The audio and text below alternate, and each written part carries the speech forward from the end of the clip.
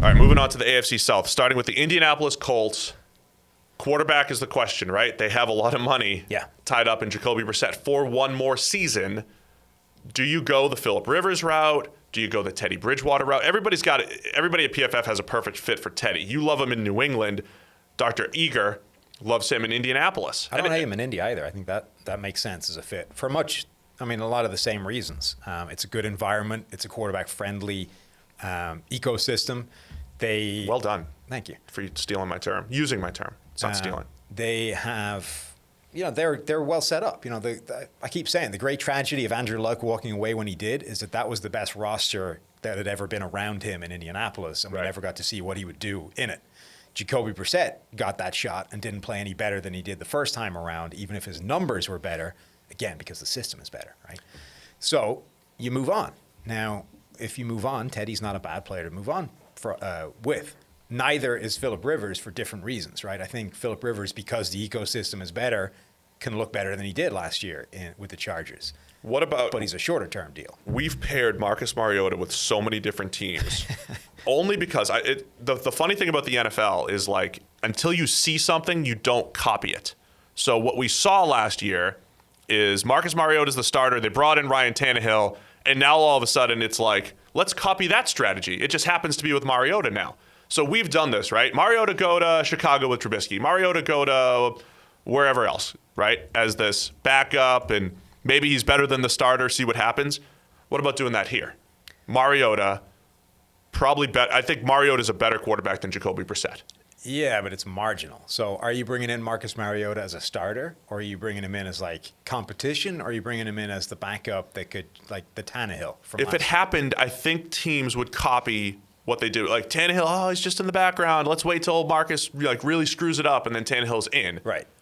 I feel like if the Colts did that, they would do the same thing with Jacoby. The problem with that is you're basically saying Jacoby's still good enough to be a viable starter, which he clearly wasn't. Yeah, but that's more like playing the QB room and the mental game and all that stuff. Right, but my point, it's not so much that it's not the PR problem. It's the fact that you've basically said we're not hoping to get much better than Jacoby Brissett. if you're coming in and saying this guy is not a clear upgrade over Jacoby, but we're hoping he steals the job when Jacoby plays bad enough, like that's real lack of ambition at the quarterback position. You need to be coming in here and saying, all right, the way he played was not acceptable. We need to be way better than that. Here is our solution to that. And it's whatever it is, whether it's a Teddy, whether it's a Phillip Rivers, whether it's a Jameis, whatever. You have to say that we need to get significantly better than we saw last year. Mariota is not achieving that if you're saying, okay, we're going to bring him in as like a competition thing. What if the Colts, with the second most cap space, just try to drop the hammer? They go Tom Brady, Amari Cooper. Now we just play fantasy football. Tom Brady, Amari Cooper, Tyler Eifert. Okay. As the just go playmaker central and bring in Brady. I mean, seriously, the Brady thing is not a terrible idea. Like, Tom Brady, again, superior ecosystem, right? He's got a good offensive line there in Indianapolis. They've got the chance to add some weapons, whether it's, maybe not the Amari Cooper thing, but you can draft them. You can also target, somewhere in free agency, whether it's a Robbie Anderson, although you've got a deep threat already, whether it's an Emmanuel Sanders, whether it's my favorite reclamation project, Rashad Perriman, whatever. There's options in free agency to add another weapon to T.Y. Hilton. And you get to put Brady in a dome for potentially the last year or two of his career. Absolutely. I honestly think that's a good spot for him. I think Brady and Cooper with T.Y. would be fascinating. Yeah, then they've got 3 picks in the first 2 rounds. They got 2 second-rounders. Again, they've done a nice job of accumulating draft capital. Maybe you attack offense even further with one of the crazy wide receivers. Man, I love playing fantasy football with playmakers, though. Yes. Every reason that people are using for Phillip Rivers being a good fit in Indianapolis is also applicable to Tom Brady. Yeah, absolutely. I think Rivers playing behind the nice offensive line, again, assuming Anthony Costanzo comes back, by all accounts he wants to come back to Indy, they would feel pretty good as a top 5 O-line again. Quentin Nelson's the best guard in the NFL. Braden Smith has been good at right tackle. If Costanzo's there, they're solid. Defensively, is this where they start throwing cap money at the edge defenders? Is this where it's like a Jadeveon Clowney? It's a Shaq Barrett. It's a guy that can get after the quarterback, which they don't really. They have Justin Houston there, but it's not like they're set up for the future with guys that can get after the quarterback. They've done a nice job defensively, taking a no-name bunch of guys and been reasonable, but is this the time that they start to add star power to that defense? Yeah, same argument as the Bills, right? They're in a similar spot in terms of we've not been grading that group tremendously well. They've got a couple of They've been okay, though. The Bills have been really good defensively. No, I know, but it's the same logic, right? I think they've been better than the sum of their parts from a talent point of view. They're lower down on that list, but it's the same idea, right? So if you start adding superstar talent to that group that's already outperforming their talent level, you move the needle. I think Justin Houston played well last year, but he's getting on in years, and he's been an injury question mark for the last few seasons. So yes, if you can add legitimate outside pass rush to that, absolutely. I also think everybody on that defensive front could be upgraded upon if you snag the right prospect, whether it's one of those top interior guys in the draft, the Derek Brown, or whatever. I think there's plenty of places on that defense you could upgrade in terms of talent. There's a lot of people talking Derek Brown, probably more likely Javon Kinlaw going there. I don't know. I'm still of the mind if I come out of the first round with a defensive tackle in this draft, I'm just not that excited. I'm not excited. No matter which team I am. I'm not necessarily excited, but I think for a team like this, where you're talking about just raising the bar, raising the level of talent in a specific spot that's already functioning well, I think that's actually a really good investment of resources, just because of the sort of comfort factor of knowing what you're doing. All right, so the Colts add some star power on defense, figure out quarterback. Either way, I think first priority, I would try to upgrade over Jacoby Brissett just because I think there's 7 or 8 guys that do that. Yeah. So I'd say that's the first priority. Agreed. Add playmakers, get Costanzo back. Colts, solved. Thanks. Who's next on my list? In the order the Houston Texans are next on my AFC South list. The Texans are very similar to the Rams, where you're sitting here again in this snapshot of time, and it's like, all right, now's our chance. We have to fix this, this, and this. How do we do it? Oh, no, where did our draft picks go? Yeah, or the Steelers. Or the Steelers, right? The same thing we just said with the Steelers. Where's our cap space? Where are our draft picks? So the Texans have the cap space, but they don't have the draft picks because Laramie Tunsil's their first-round pick for the next 12 years, right?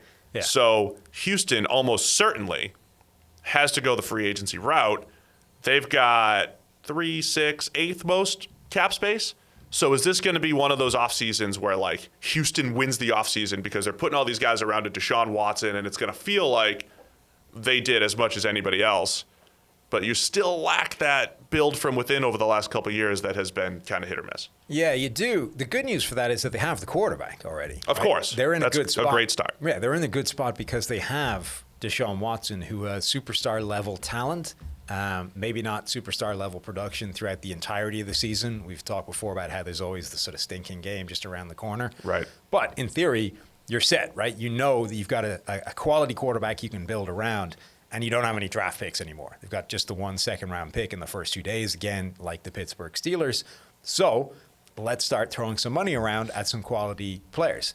Now, honestly, I'd be kind of tempted to bring back DJ Reader amongst their own free agents. Let's start, with what's leaving the building before we start adding things.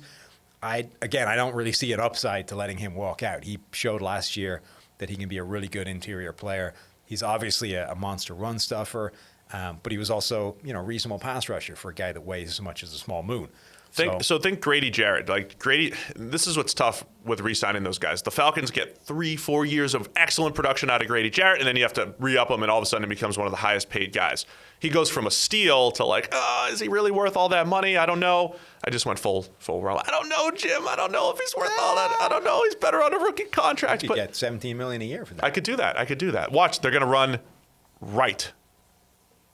How's that? Perfect. How's that Tony Romo impression?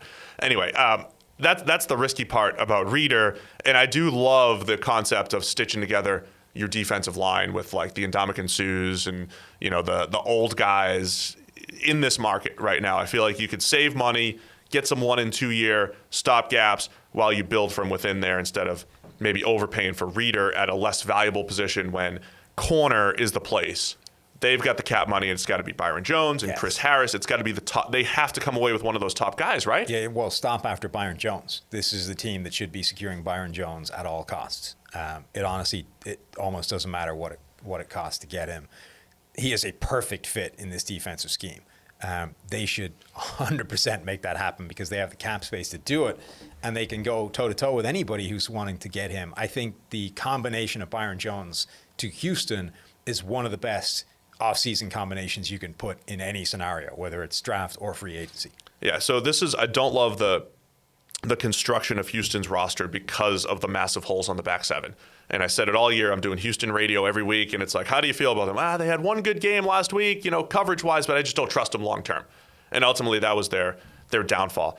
I think this year, even if it's like using their draft capital on corners and grabbing a Byron Jones, but this is the risky part of where Houston has been. They've been limited. They lost a lot of draft capital because of Deshaun Watson, which is fine. You got to go get the quarterback. And then they lost a lot of draft capital because of Laramie Tunsil. I think I don't mind the one move to go get the quarterback, but the same thing I said about the Jets. Once you do it once, you then have to get it back. So like the ideal scenario is you go crazy in one trade to go get your quarterback. You feel good about him.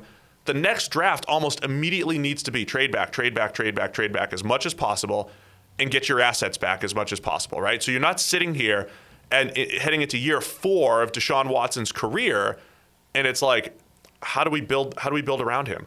How do we give him a better offensive line? How do we give this team a secondary to handle shootouts and all that stuff? They're not in a great spot there. So they're going to have to spend the money, and I think, a Byron Jones as a starting point makes sense, but it might have to be even more than that too. Like I would love a long-term Byron Jones and then the whole Ronald Darby short-term deal. Like I keep coming back to throw 1 year and see what you can get out of him. Yeah, I mean, they're also in a spot where they're going to be hoping that last year's top draft picks pan out, this year. Sort of like the Falcons, right, where they doubled down on the offensive line and everyone's like, all right, it's fixed. Like, well, it probably isn't fixed last year, but it might be fixed this year. And that's what I'm saying about they had such a hole at offensive line, not a lot of draft capital to do it. They attack the offensive line, and then it's like, okay, all these other holes are popping up. It's whack-a-mole, Sam, is what it is. Sure, but they have secured left tackle, right? If they get guard and right tackle nailed with Max Sharping and Titus Howard taking a step forward in year 2, suddenly the offensive line is actually in pretty good shape, and now you can really start to focus on the other holes that are appearing. And you have the money to do it in terms of a Byron Jones. You can add some depth in free agency as well with some of those bargain second wave free agents that are always the best place to spend your money anyway. And actually, suddenly that roster's not in bad shape at all, even if you only have the one first 2-day draft picks, the 1 second-round pick in the first 2 days. I like your optimistic view. Thank you. A rare optimistic view from Sam there. Nice job. Playing whack-a-mole, get Byron Jones, get the corners, and expect that offensive line to just get better in year 2, which, O-linemen do. All right, AFC South further, Tennessee Titans. Let's go there. Quarterback. Well, they got to figure out how to replace Derrick Henry first and foremost. Mm-hmm. Okay. What do they do at quarterback here? What do they? I've said it all along that I don't see any way you can't franchise tag Ryan Tannehill and basically make him fail next year. Fail is the wrong word. Make him prove that he can't replicate what he did in 2019, because I just don't see there's any way that he can do that. But you're kind of bound to make him give it the shot because he played so ridiculously well. I think it would be an incredible move for them to say, we are so acutely aware of how unpredictive what you just did is and how unlikely it is for you to repeat it, that we're going to let you walk out the door without any real option to replace that. I think that would be an incredible move that I'm not at all confident any NFL team would make. But the timing of this is tricky, right? Because they have to franchise. If they're going to franchise Tannehill, they have to do it before free agency. Yeah. There's a lot of rumors, Vrabel's FaceTime and Tom Brady. They're going to bring Brady in, right?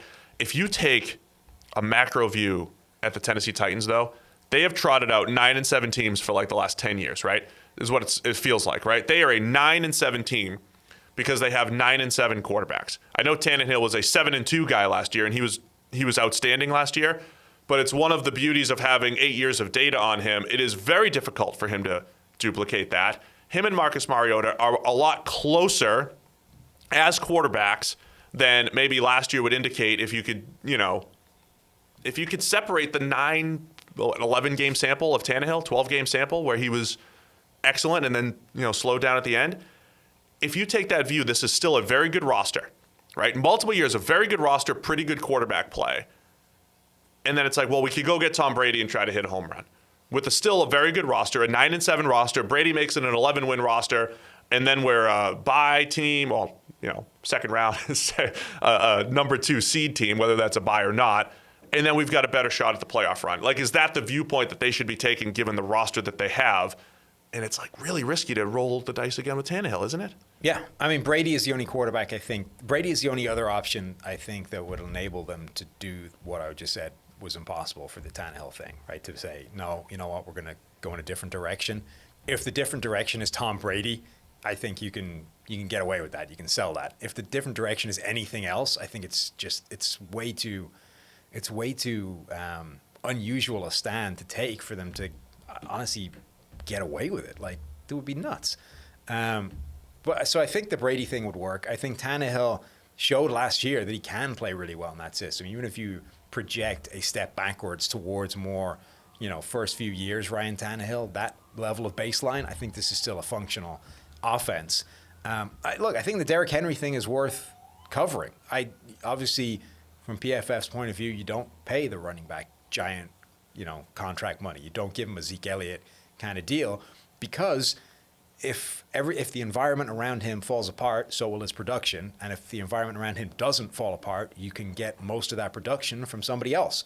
So it's not worth the giant investment in money. You should use that resource somewhere else that will enable whoever is back there to function at a really high level. And I keep coming back to the receiving core. We saw A.J. Brown look like a legitimate number 1. He didn't do great in the playoffs, though. And it's one of those things where Corey Davis might not be on the Hall of Fame track. That was expected. They added Adam Humphries last year, getting a compliment, throw another guy at the receiving core. They're losing Logan Ryan at corner. It used to be their strength, saying, hey, we could trot out Malcolm Butler, Adoree Jackson, and Logan Ryan. And as far as like a 1 to 3 group of corners, that was like top 5 in the league, right? But the fickle nature of coverage, it's like, some weeks look good, some weeks don't. So they need more resources thrown on the back end as well. And it seems like they've needed a consistent pass rusher for a while now. Cameron Wake, still old. Harold Landry, jury's still out. So still old. Hasn't discovered the fountain of youth. Hasn't, in fact, got younger. Still old, right? Yeah. That's the analysis. Cameron Wake, still old. I would be fascinated by Brady here, though. Brady throwing to, if they'd added nobody else, A.J. Brown, legitimate number 1. Adam Humphries, the guy that the Patriots tried to get for Brady. And Corey Davis as a possession, big-bodied number 2. I feel like and Jonnu Smith at tight end, I feel like they could, Delanie Walker, I feel like that's a decent group of playmakers where Brady would look at this and say, I could deal with that. O-line's reasonable enough. I think this is one of the situations where Brady might want to land. Yeah, it's not a bad place. I mean, this is a team that made the postseason last year. But I think the play for Tennessee is franchise Tannehill. That's the one that makes the most sense, right? And honestly, the really tough spot about this is that Tannehill will almost certainly take a massive step backwards next year. So you're essentially saying the right move for you is to, for 1 year, snag a quarterback who will be much worse than he was a year ago. But that's kind of the situation you're left with because he played so well last season. You're just stuck with it. Off a little bit of hope. Yeah. But it's not the same as like rolling Mitch Trubisky back out there or Blake Bortles. It's like you won games because of Ryan Tannehill, not despite of him. Yes. Which is different. And so even, you're trying to recapture the magic where he led you to the playoffs. Even if you get early career Ryan Tannehill as your baseline, you're still way better than a Mitchell Trubisky. Oh, absolutely. Yeah, Tannehill was an underrated. He was a good, solid player. Had a good situation last year. Titans fixed-ish. Jacksonville Jaguars to round out the AFC South. Oh, God. This is the fun part. This is where we're gonna. This is one of those teams that can't be fixed in an offseason. We're gonna save the Jags. It's been a big fall from their 2017. Here's the Jags' history from like 12 to 17. You've got this team just stacking up high draft picks to the point where they had a pretty good roster. And you're sitting there in 2016 and 17 saying, where are the holes on this team? It comes together for 1 year. They go to the AFC Championship, and then it's all falling apart. The team that was built with this incredible coverage unit, Jalen Ramsey's gone. They just traded A.J. Boye. There goes the coverage unit. They were a great pass rushing team. Gone. That's been depleted. And they were never a great offense, but, they stitched it together well enough where every year you're like, hey, just throw a wide receiver at them and, they might be a pretty good offense. Now the holes are glaring and they're everywhere. what's tough for a fan base is taking a strike. Corner wasn't a strength in your offseason needs column for the last 4 years in Jacksonville, and now all of a sudden, other than just deciding on quarterback, figure out who's going to cover somebody on the back end in Jacksonville. Well, I mean, effectively every player of consequence from that team that could have made the Super Bowl is not there anymore. Calais Campbell may be the only one that's left, right? So the entire thing is turned over, and you consequently need to rebuild almost everything. It's Calais and Miles Jack, pretty much. You're right. So you're left with on the defense a receiving core that needs help, an offensive line that could use upgrades, an entire defense that needs talent, everything. You have a modest amount of cap space, and you have a pretty good draft situation in that you have 2 first-round picks and a couple more first 2 day selections rather. Right. So you're in a reasonable spot in that you have ammunition. You're in a terrible spot in that you can use them everywhere. Their biggest offseason problem, though, I think, has to be what the hell is the quarterback situation heading into 2020? So the rumors are that they want to trade Nick Foles. And, I would try to see if there's any sort of value there as well. I think they have to just kind of roll with Gardner Minshew. Also, how proactive would you be if you're Jacksonville in, say, the Tua sweepstakes? So you feel good about Minshew. He was our most valuable quarterback last year as a rookie, most valuable rookie quarterback, meaning he graded better than Kyler Murray, graded better than Daniel Jones. Marginally. And by Dwayne Haskins. By a little bit, but he had more volume, and he did a nice job on lesser teams, too. Remember the the fact that the Jags had this not good group of playmakers that he turned into pretty reasonable, too, for a while. There's something to that. Yeah, so he's A, sample size is obviously an issue when you're talking about these kinds of things. But B, you kind of look at how that season unfolded in that he hit the ground running and was incredible right out of the gate. It's wow, Minshew's actually a thing. Minshew's the quarterback of the future that nobody saw coming. And then you put Nick Foles back in, and Minshew kind of comes back, and it's okay, it's not quite the same anymore. He did slow down the stretch. Right. To the point where I was surprised he actually got the job back because I didn't think he did enough to make the switch. So you're kind of well, okay, now what is he? He's a guy that really was cooking right out of the gate, and then later on, So my point is, feel good about that, and then do you go all in on, say, a Tua with 2 first-round picks? You've got 20 and 9. Is that enough plus something else to get up to 2 or 3 or wherever you need to get get a Tua? Or, again, everybody's going to value these quarterbacks differently. Is Justin Herbert in play for you at 9? Completely different quarterback from Gardner Minshew. Our friends over at the Forecast actually debated, is Justin Herbert better than Gardner Minshew? I don't know that he is. But the thing about this, every time you're trying to get a quarterback, to steal Eric's phrase that nobody understands, you're chasing the fat tail, Sam. You're chasing the fat tail of the distribution, which is essentially your... It's almost hard to believe nobody understands that. Chasing the fat tail is just trying to get that upside, the quote-unquote upside, right? So that's why you continue to take shots at quarterback. Is this with Jacksonville, with all their other holes and needs, do you just take another shot at quarterback, or do you say 4 picks in the first 2 days, add value positions, add corners, add receivers, build around Gardner? Obviously depends how you analyze all these quarterbacks available. From our analysis or from mine, I think it kind of depends where Tua slides to. If you have to get to 2 to make it happen, I would punt. That might be rich. Move on. Yeah. Roll with Minshew for a year, see what happens there. If he starts slipping to 5, 6, 7, I would make some phone calls, find out what that would take. And if it's too rich, back off. But I'd certainly be interested at that point. Beyond that, I think you need to start repairing everything else that's wrong with this roster and then maybe address it in a year's time if Minshew doesn't take a step forward. So fill all those needs. I think corner, if they grabbed a wide receiver at 9 and a corner at 20, the value of the board matches up pretty well. Yeah. Again, if they walk away with a Derek Brown with one of those 2 first-round picks with all their other glaring needs, I hate that. I just hate it so much, and I don't hate Derek Brown as a player. Well, for this team, I think that would be silly. For this team in particular. I was fine with that for a team like the Colts, who are in a pretty good spot and could potentially make a significant upgrade to a team that's already functioning well. The Jags need a sea change at several positions. So you need to completely transform the talent at a receiver or at a high-impact position, not just at a player at a position that you think will generally impact the defense overall. So attack high impact positions. Might want to look at the next left tackle option going forward at number 9 as well, even though they grabbed Jawan Taylor last year. I just want to say this at a high level before we move on.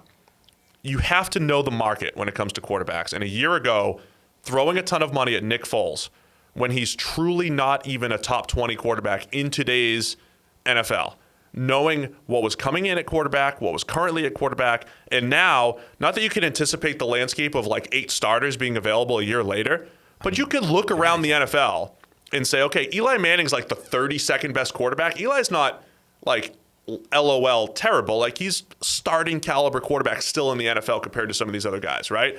So throwing all that money at Nick Foles and then sitting here a year later and trying to trade him in a market where he's like the 10th best, 11th best available quarterback on the market. Yeah. If you throw in Cam Newton as a trade, Andy Dalton as a trade option, and the 8 other free agents. I mean, their other thing is, right, that a year ago, Foles hits the market. The Jags are basically the only team interested, and they bid against themselves and give him a large amount of money that he didn't justify because apparently they needed the respect of the locker room. And now it makes it harder to flip him. To be fair, there's a lot of people that have already been fired.